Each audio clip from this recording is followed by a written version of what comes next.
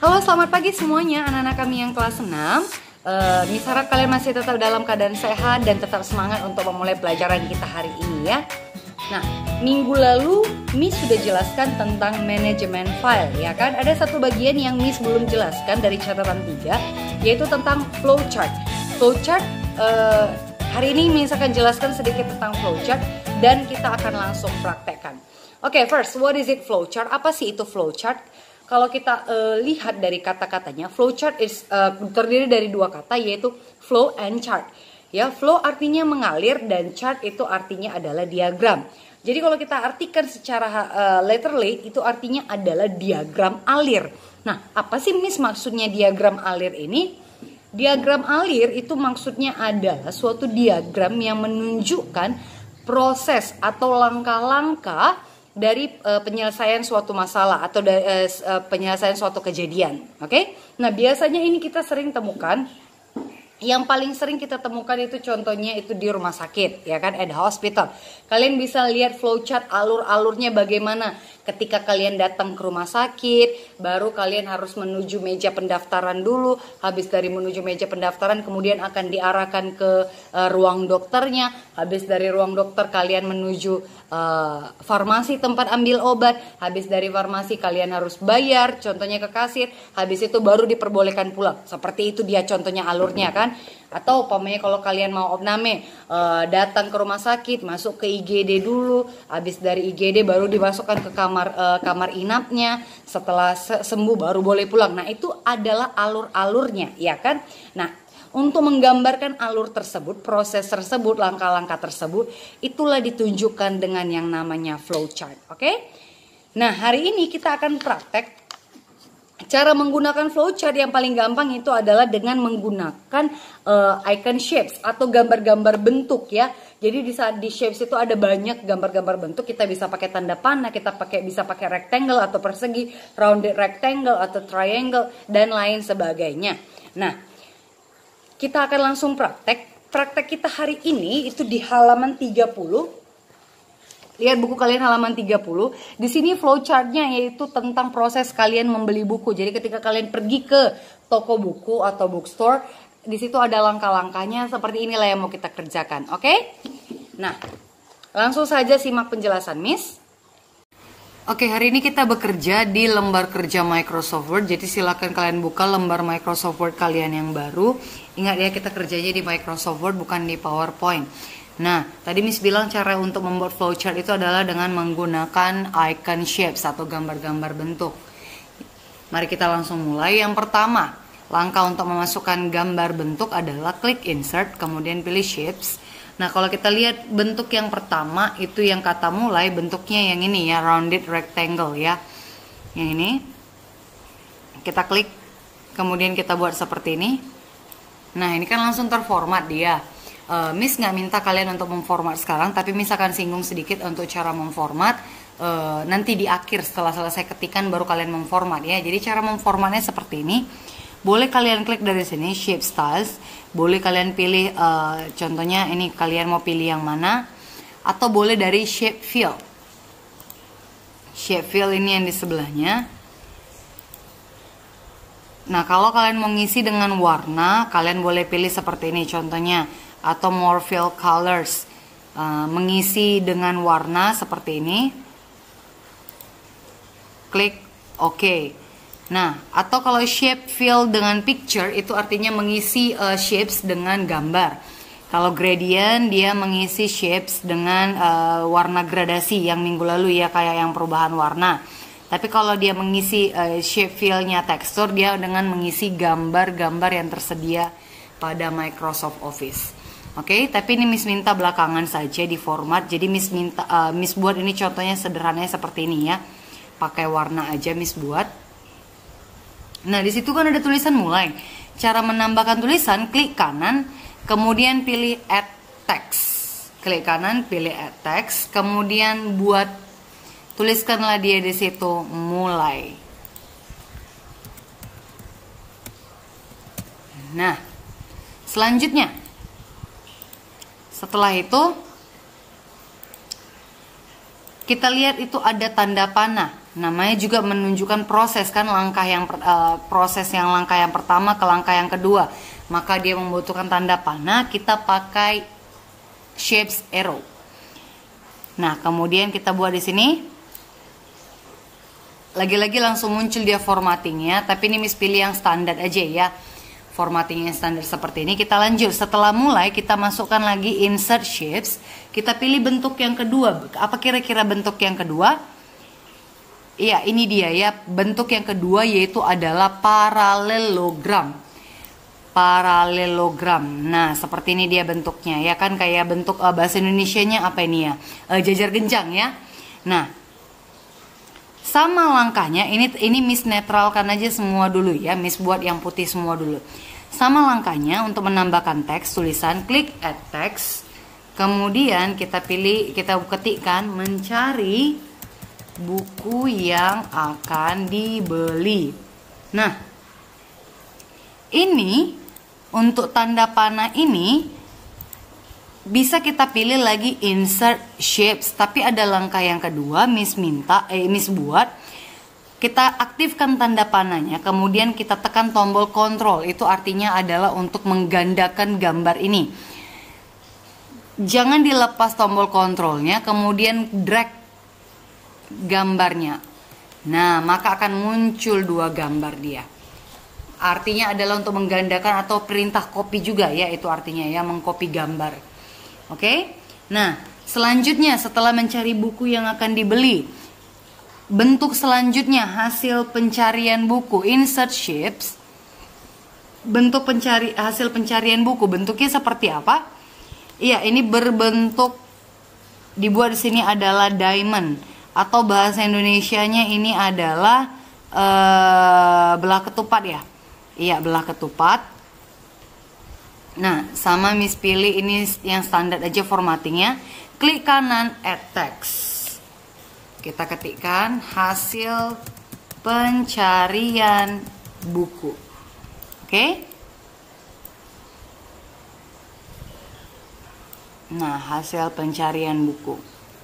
Selanjutnya, Miss nggak mau pakai insert shapes lagi yang untuk arrow-nya ini, yang untuk tanda panahnya, tapi Miss gandakan, Miss tekan kontrol, kemudian sambil klik and drag, Miss klik dan Miss tahan.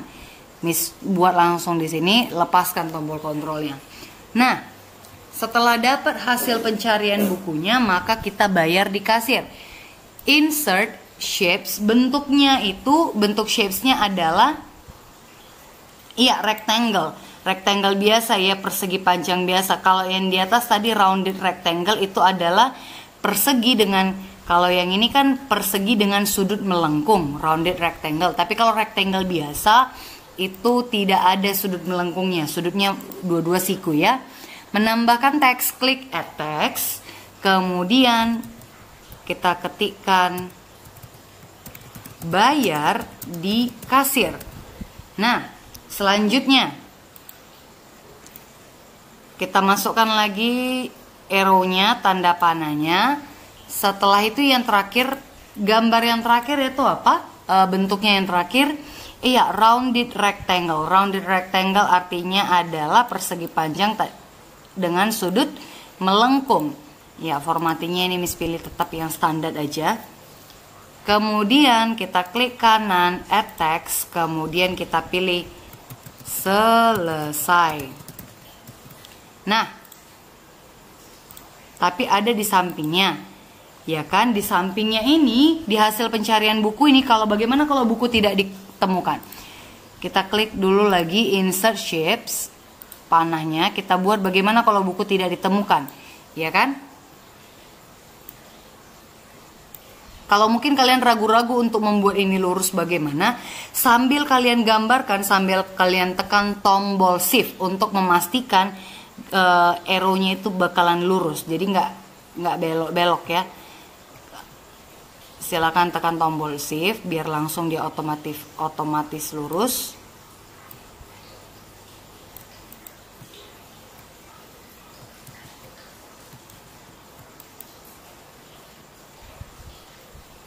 Oke, sorry agak lambat. Insert shapes, mana tadi arrow-nya? Oke, nah Miss ganti nih formattingnya, tetap yang standar aja. Nah, di sampingnya itu kalau buku tidak diketemukan, dia ada pakai shapes-nya adalah tanya ke petugas toko buku. Ya kan, tanya ke petugas toko buku. Oke. Kita pilih formattingnya yang standar, tetap Miss buat. Nanti baru terakhir kita iniin, kita edit. Tanya ke petugas toko buku.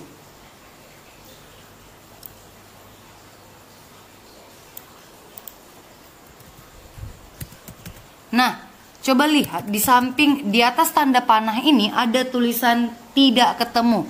Maka langkah apa ya? Maka bagaimana cara kita menambahkan tulisannya itu yang di atas tanda panahnya ini?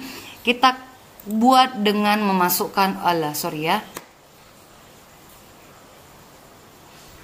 kita masukkan dengan membuat text box, insert text box. Dan kemudian kita pilih draw text box. Insert text box, kemudian kita pilih draw text box.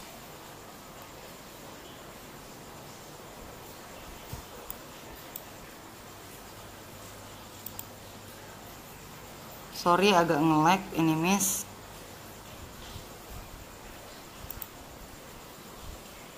Draw text box kita buat di sini, kita gambarkan sama seperti gambar shapes tadi.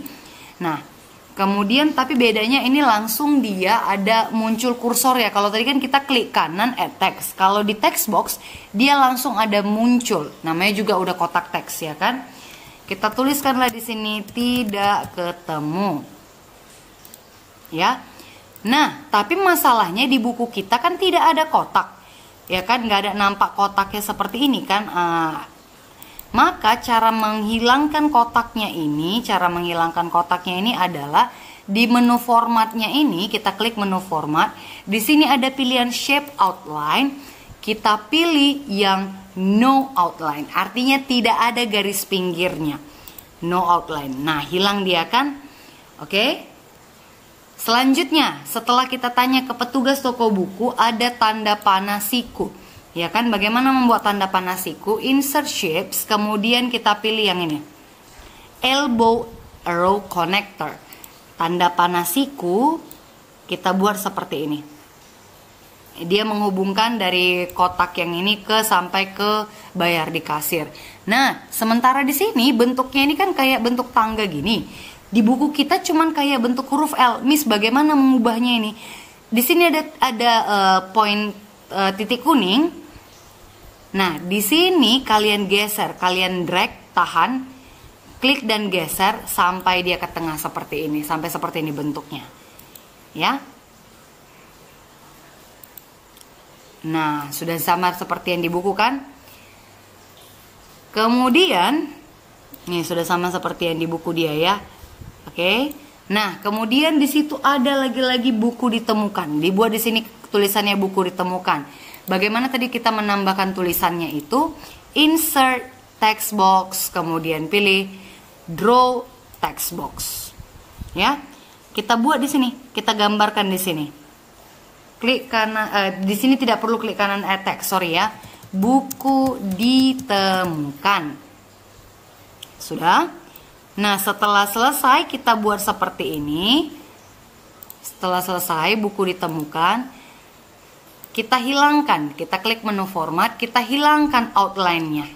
Bagaimana caranya? Format, shape outline, klik no outline. Nah, sudah jadi seperti ini. Setelah selesai seperti ini tampilannya, silakan kalian format setiap shapes-nya ini. Aktifkan setiap shapes. Nah, kalian klik kotak ini, kemudian format, pilih shape fill-nya, isi shape fill-nya, mau picture, mau gradient, atau texture, atau bahkan hanya color saja boleh. Oke, nanti akhirnya seperti ini.